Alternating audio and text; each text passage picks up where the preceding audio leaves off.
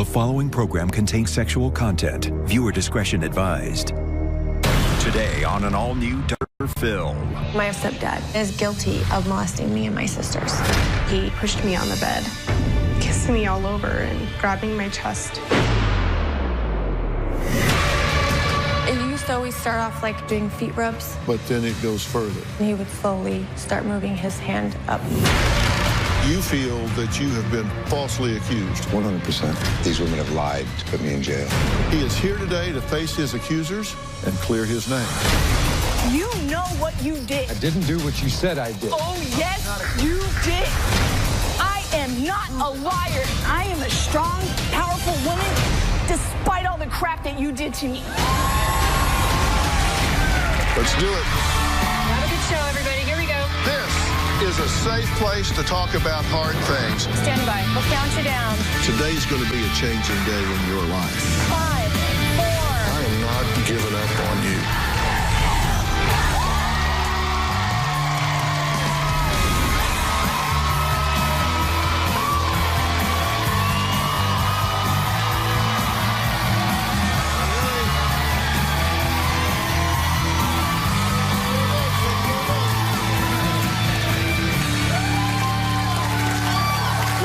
Today is a very important day for a family because we are unraveling a drama that has lasted decades and shattered the lives of these beautiful sisters.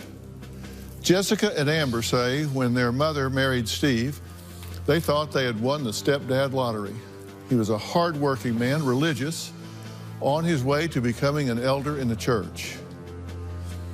But behind closed doors, these sisters say their new father preyed on them with tickle games that they claim went too far. Finally, a school official called CPS, Child Protective Services, to investigate, which led to Steve's conviction of sexual abuse. Now, normally, it is the victim of a story like this that writes to me for help. That's not what happened here. It was Steve who sent me an email claiming he has tons of court documents and evidence that will prove that he is innocent. He is here today to face his accusers and clear his name. Now, Steve's stepdaughters say they are disgusted that he will not admit wrongdoing and is basically calling them liars and victimizing them all over again. Here's their story.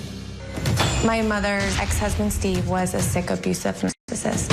When Steve came into our lives, the inappropriate touching started shortly after. The molestation happened from the time I was 9 or 10 years old up to 16 years old. It would happen at night when we were watching TV and nobody else was around. Steve would start at my feet, rubbing it, and he would start working his way up my leg towards my private part. He would pretend to be sleeping, but I knew he was awake because I could feel his hand start to shake.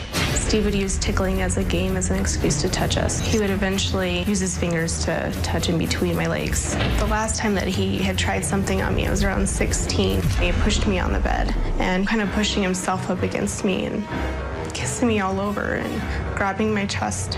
And you could tell that he was excited. And I remember like kicking him and running out of the house. I remember calling my mom and telling her what happened. Steve was arrested around May of 2000. Steve took a plea deal. He acknowledged the state had enough evidence to convict him, but he was not admitting guilt. Steve didn't receive any prison time. It made me feel horrible and defeated. After all these years, I still haven't gotten over what Steve's done to me. I want him to take responsibility for what he did. Well, Jessica and Amber's younger sister, Brittany, says she, too, was molested by Steve, but never pressed charges. She's speaking out for the first time today. So, guys, first off, I'm really sorry that we're here talking about, I wish we were talking about something else, because I know this is difficult and it's been painful for a long time. Why do you want to talk about it now instead of a year ago or 2 years from now? Why now? He's actually the one that contacted the show, and I don't want to give him any more, like, tower anymore. I just want it to be done and over with. It's been like so long, and it's just like move on, but he's just not that type of person that will do that. So it's just kind of like, I've thought if we all could just, and it's been hard. We've all wanted to not do it. And I said, if we all just can stick together. Right.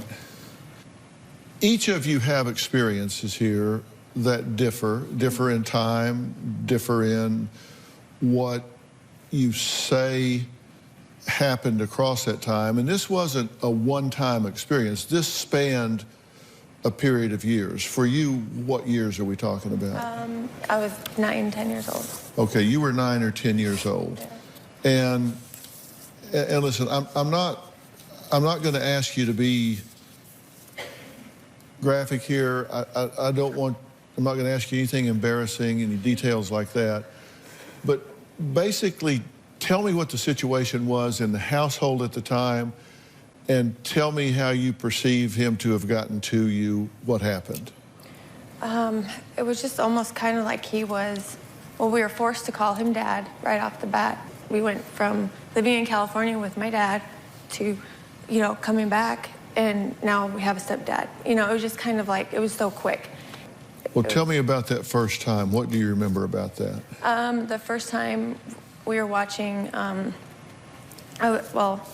TV, and I was on the floor, and I remember him touching me. Are we on the couch? No, I ended up on the floor, but and all this stuff, just talking about it from the beginning, like, I've forgotten and buried, like, so much stuff, because it's like, I don't know if that's how it just helped me move on, but I've really buried a lot of stuff. And when I told my mom the first time it happened, he said, oh, I thought that I was obviously sleeping, and I thought it was your mom. Or he was telling her, like, I thought it was you. Mm-hmm. And then... Okay, and were you laying with him? Mm-hmm, on the couch. So you're on the couch, and is he laying beside you, behind you? It used to always start off like if you were doing feet rubs. So like my feet were over here and his feet were on like this side, and that's how it would start. Then he would slowly start moving his hand up towards our private area. This goes on for a period of 5 or 6 years. Mm-hmm. Correct. Okay. And Amber says Steve would say, let's tingle each other. What does that mean? What's that supposed to mean? It's like almost like getting chills, like if someone's like rubbing up and down your arms or legs, you kind of get like goosebumpy, and he would call it tingling. Uh-huh. And you were how old at the time? I want to say it was around 6 or 7 mm-hmm. when it all started. Okay, and this is just a game, right? He'd make it like a game or tickling or... Okay, but then it goes further. Mm-hmm. In what way? He would take his hands up and down your legs until he got into your private area. Mm-hmm. Do you remember when it first happened? There's like, you know, vague nightmarish type memories, and then there's very vivid. Uh-huh. And you said that he would dress in a way that he would expose himself. Mm-hmm. He had these jean shorts that barely covered himself, and he would lay on the couch in a way, he would roll his leg open, and then you could see his private parts. Was it purposeful? Oh, yes. He disgusts me. He told me that he was going to kidnap my sisters, kill them, save my mother for last, kill her, and then kill himself. He told me he knew where to hide bodies. And later... You are lying about that. I never have done anything to you, ever. Really? Really? You know what you did. And I didn't do what you said I did. Thursday on an all-new Dr. Phil. Is her teen daughter... You're at a concert with your daughter smoking dope that she got from you. Growing up way too fast. I started having about a year ago. She's 14. You're okay with her being sexually active? She was looking at things when she was 11. Well, you showed them to her. I did not show them to her. You've undermined me constantly. I have never undermined you. You're allowing her to do whatever the hell she wants. That's Thursday.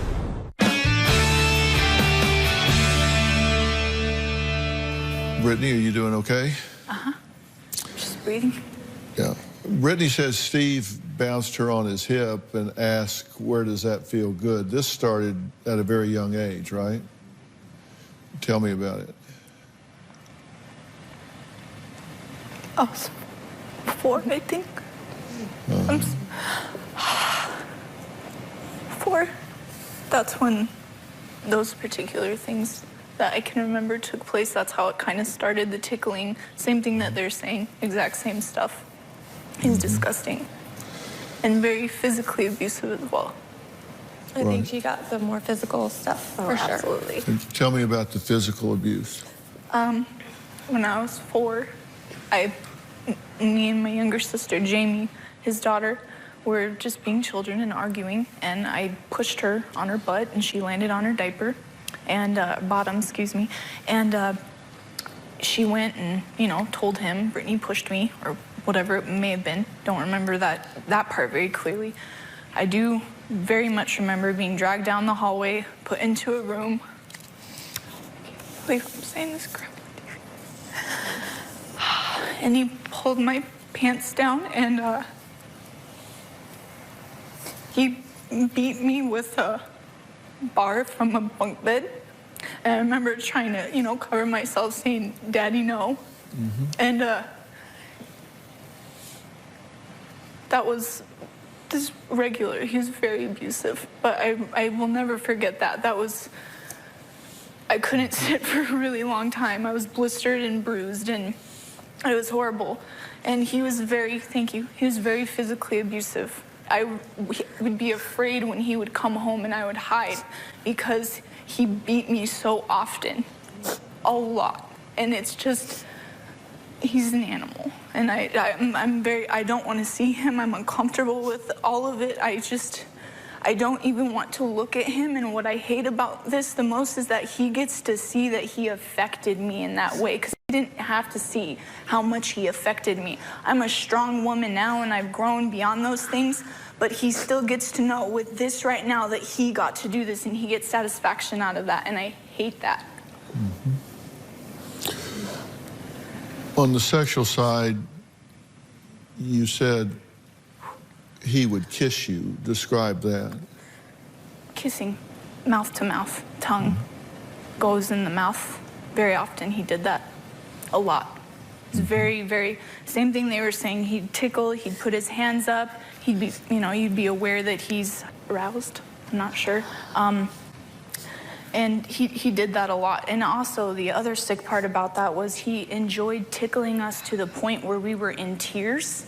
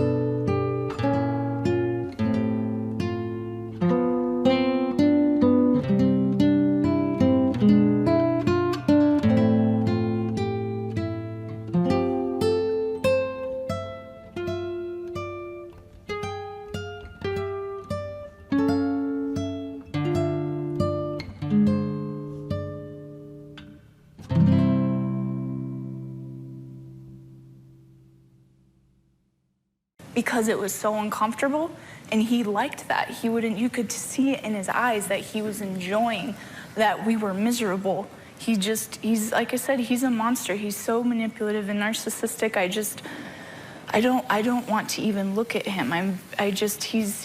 He disgusts me. In a moment, I'm going to add him to this conversation. And I have a rule that I don't ever want to put someone that is perceived to be an abuser by the victims. I'm loath to put an abuser in front of their victim unless it's what you want to do, unless it's something that you feel is cathartic for you, something you want to do and need to do. And you're saying that you have a problem with it. Are you okay with doing that? Uh-huh. If I need to step away to excuse myself for a minute, then I will. But I can, before he comes out, I would like to say something that I had a fear of. Initially, when all this happened, and got brought into it, I backed out and said I wasn't going to do this. And then last minute, I changed my mind because I wanted to support my sisters and because he just needs to be it needs to be stopped. But I had a fear of him trying to kill us after this because of something he said to me when I was 17. It was on the phone. He told me that he was going to, so this was 13 years ago. He told me that he was going to kidnap my sisters, these two, my mother, and that he was going to record them saying that my mom made them say those things, kill them, save my mother for last, torture her slowly, and have her also admit that she made them say these things, kill her, and then kill himself.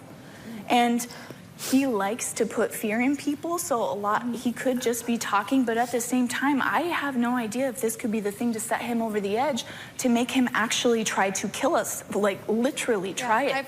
He said that his ex-wife talked him out of it. He was in the van, the gun was loaded, he had the camera, everything was ready, and she talked him out of it. And she's not the only one that he told that to. He told that to. He told me he knew where to hide bodies. You what? He told me he knew where to hide bodies. Mm-hmm. But he told his other daughter, or sister Jamie, the same exact thing, that he was in a real dark place, and he was that close. Well, I think in light of that, I'm going to call an audible here, and when we come back, I'm going to talk with Steve alone, without these young women here, and see what he has to say about that and a few other things before we convene together. So we will meet him next, just the two of us. We'll be right back.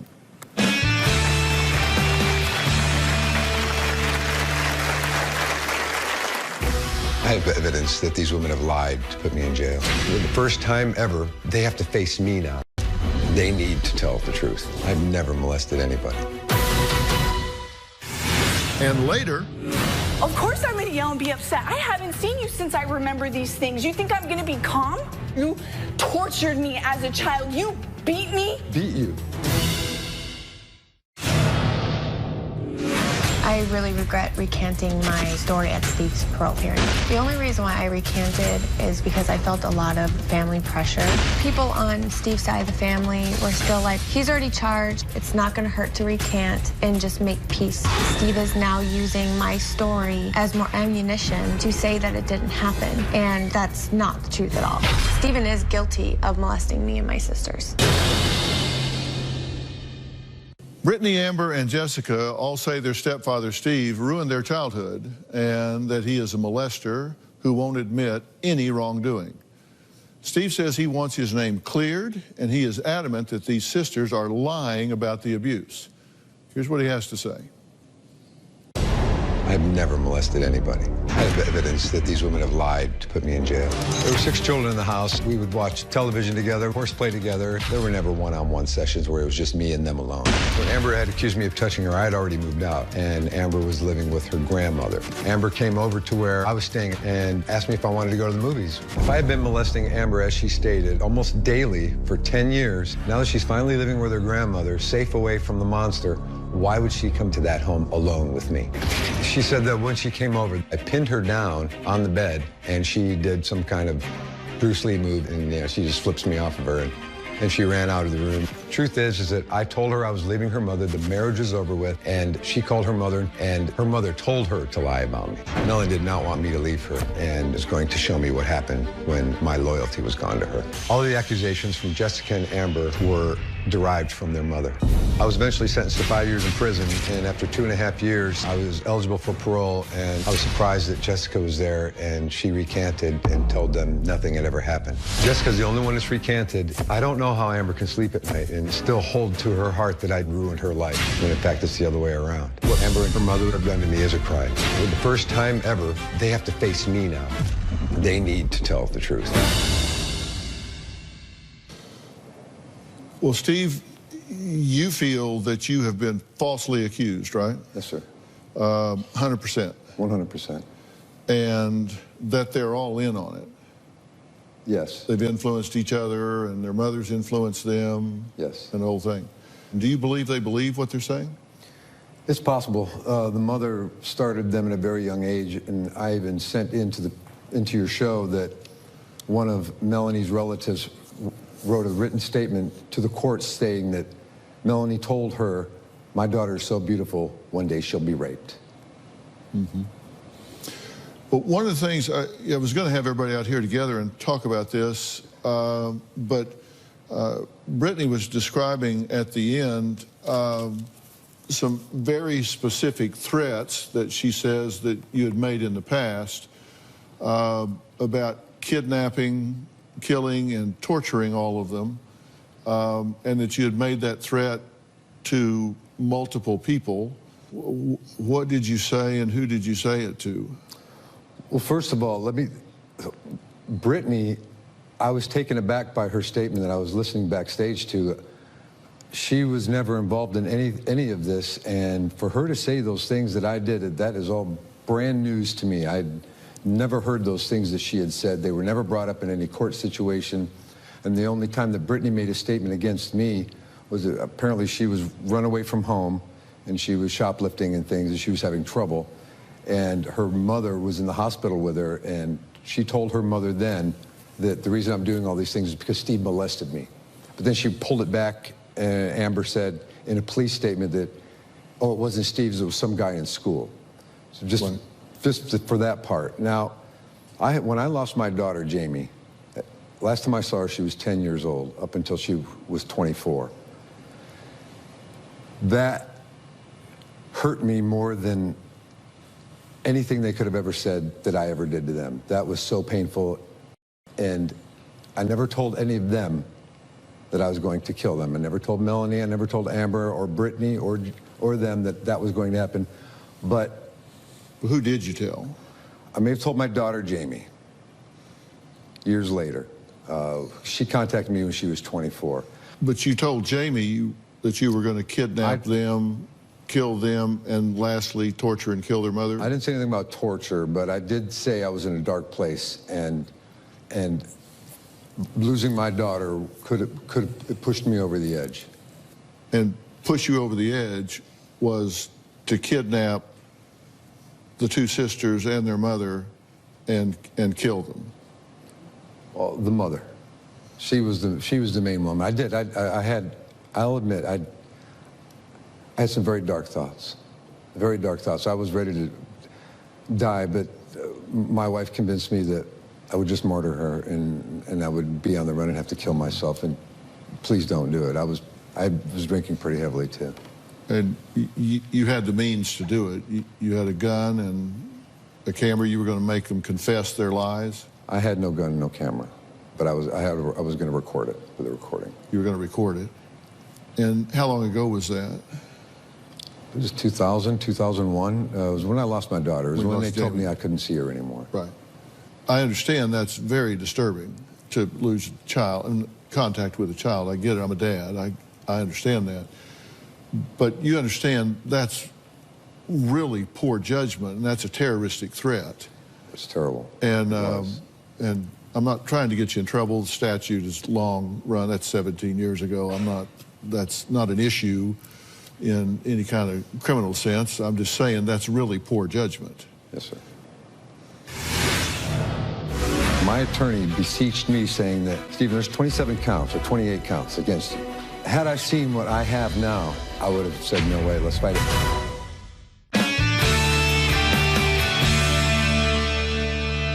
You know, Steve says that he has had his dignity shredded and that he just can't move on.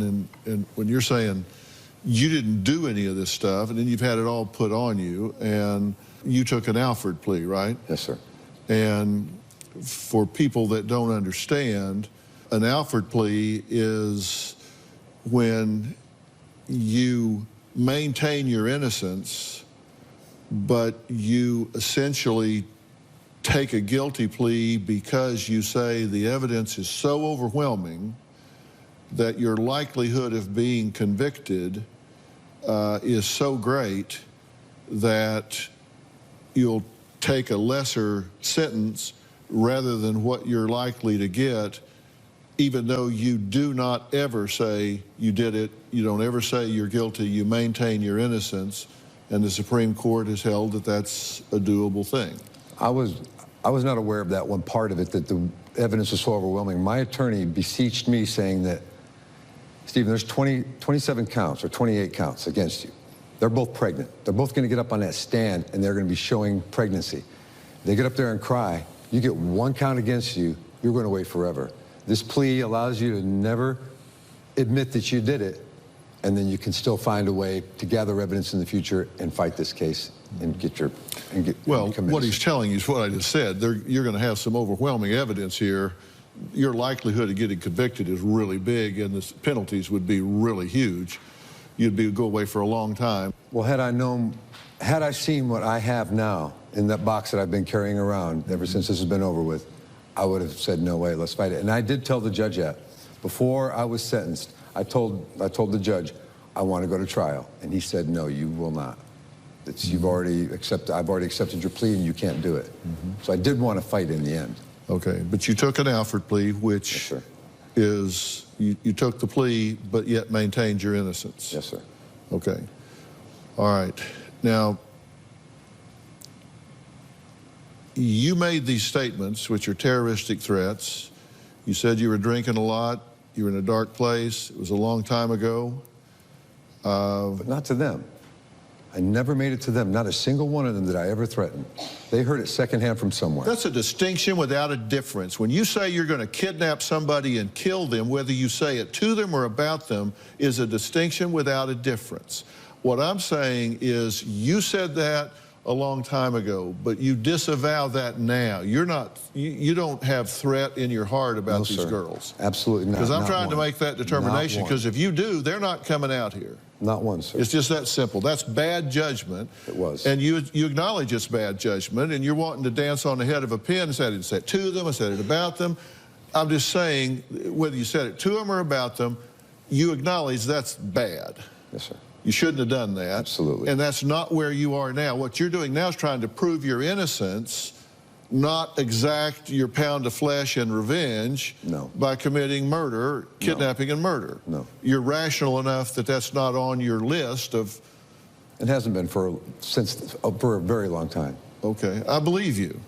I'm just trying to say, I don't know why you're arguing about first, second, third person. That's off your list. Yes, sir. It has been for a long time. Long time. Okay, gotcha. Long time. Just want to clear that up. Suicide was also on my list without any harm to them. And I assume that's also off my list. I hope so. Seriously. Okay. All right. Coming up, today is the first time the women are all together to confront Steve, and for Steve to confront the women. He's the one that wrote in, not them. He wrote in and said, I want this forum. I want this to go public. I want to talk about this. Now, I dismissed them to make sure that everybody had a rational mindset here. After the break, we're going to all be back together. We'll be right back.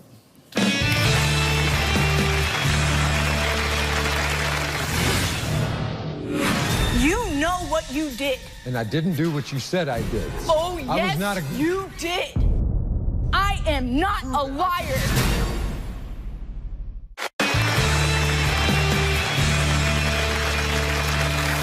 I'm back with Steve, who has been accused of and taken a plea for molesting members of his family, daughters. He's a registered sex offender, and he is the one that is written in because he says that he has been falsely accused, has been falsely convicted, and has the evidence to prove it. Someone asked Brittany, Amber, and Jessica to rejoin me.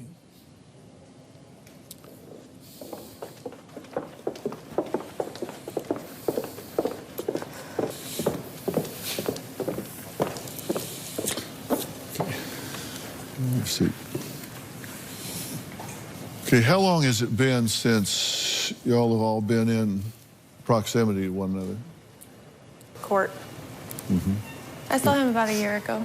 Uh-huh. How long since you've been? Very young. I was very young. I don't remember. Okay.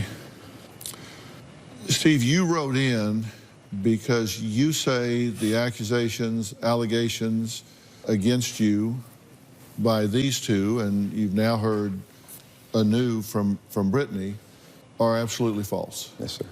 What do you want to say? First of all, I'm going to apologize for that terroristic threat that was made many, many years ago. To me, that you said I lied about? You want me to refresh your memory? It was when I was asked by your mother and my sister to say on a videotape that you never molested me, and that's because I didn't remember. And then you on the phone. You are lying about that. I never have done anything to you ever. Oh yeah? Really? Never. Really? Really?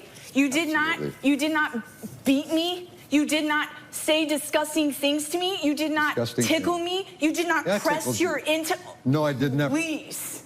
Your mother didn't smash your and Jamie's heads together where you had an egg on your face? And I knew you would mention that. Is that all you Did you know I was mentioning that? Yeah, she did that. What's your mother got into all your faces, spit in Jessica's face, pulled her hair, they got cat fights together. That has nothing to do with you.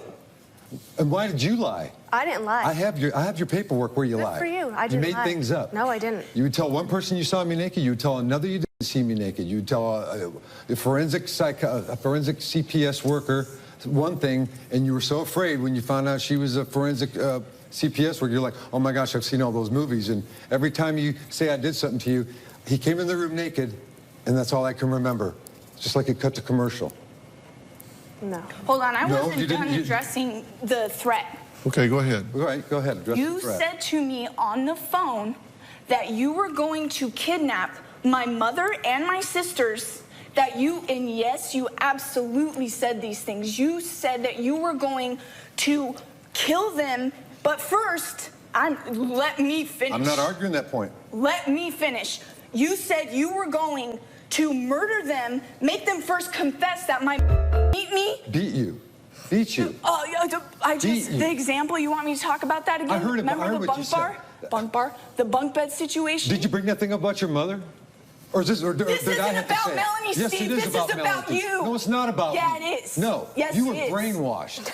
There's something wrong with you. I literally think you can't handle, no offense to you, his level of crazy is just a whole nother situation. Oh, wow. But you know what else? You know what else? You have convinced yourself that you are innocent. I truly do believe that. Almost all the time I was there, she vied for my love. As if I was such a monster, why would she want my affection? You hear yourself? I was a child.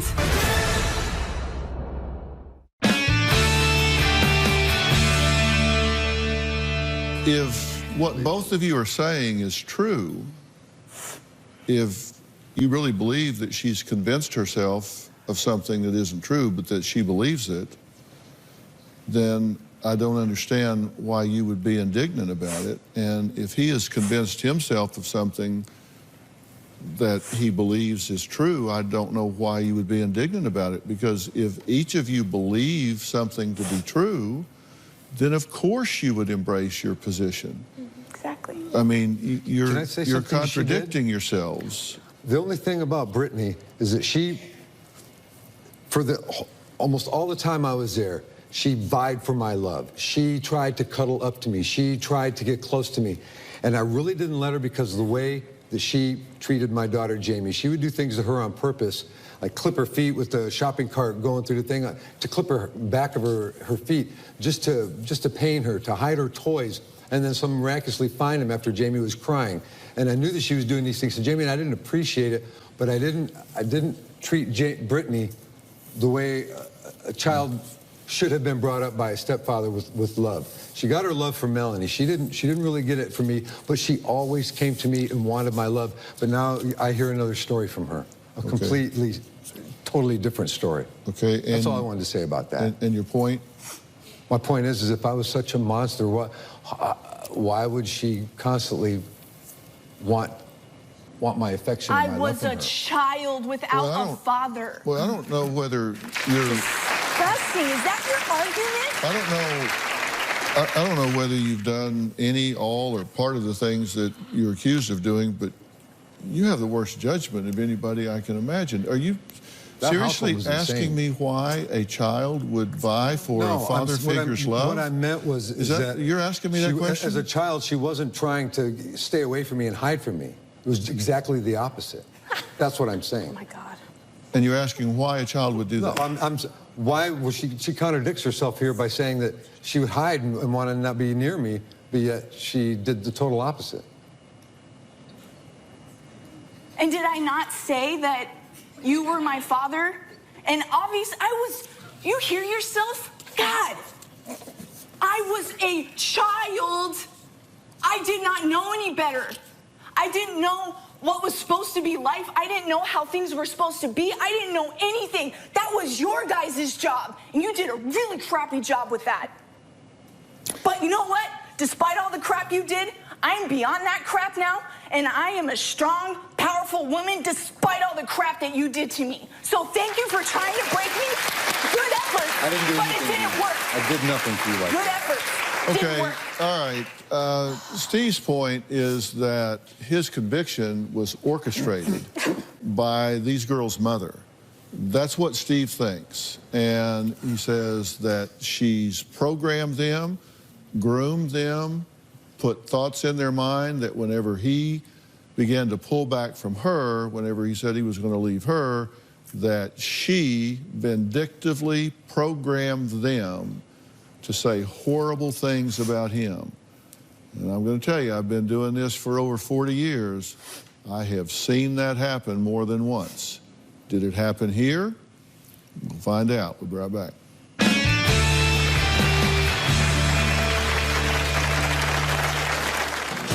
Steve denied that he had done anything to Jessica and said that she was simply misinterpreting what he had done. I believe Steve because he had joined the church and he said he wouldn't do anything like that. And he actually called my daughter an evil seed.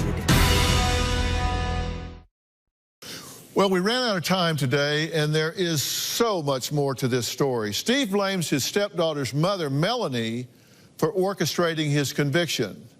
Is she to blame, or did he do everything he is accused of?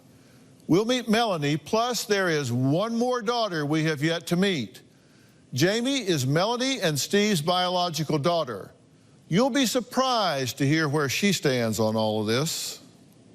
Tomorrow, the drama continues. A father accused. I believe my dad sexually abused my sisters. I never did those things. A mother questioned. Did you know he was doing what they say he was doing? And everyone You know what you did. If you love me, you just admit it. pointing the finger. You are so sick. You are such a liar. Did you kiss me and stick your tongue in my mouth? I did not. You're calling me, yes or no, are you calling me a liar? I'm telling you I didn't do that. Yes or no, are you calling me a liar? If you're saying I did that, then yes. Steve did take a polygraph test, and the results were...